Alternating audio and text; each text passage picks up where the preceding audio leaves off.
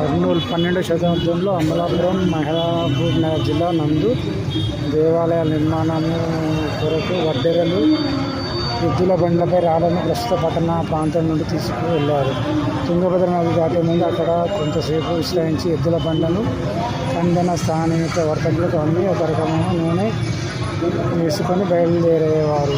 ఆ ప్రాంతాన్ని అప్పట్లో కందెన మూలుగా పిలిచేవారు. ఇది క్రమక్రమంగా కర్నూలుగా రూపాంతరం చెందింది. విజయనగర చక్రవర్తి అయిన రెండవ దేవరాయలు క్రీస్తు శకం 1423-42 మధ్యకాలంలో కర్నూలు నిర్మించారు. శ్రీకృష్ణదేవరాయ తమ్ముడు అయినటువంటి అచ్యుతరాయలు 1530-42 మధ్యకాలంలో కర్నూలు నందు కోట నిర్మించారు. కర్నూలు కోట వివిధ ముఖద్వారాలు కలిగి ఉన్నది. కొన్ని బీచ్ గట్టకై బుర్జు స్థానికంగా ఇది కొండ రెడ్డి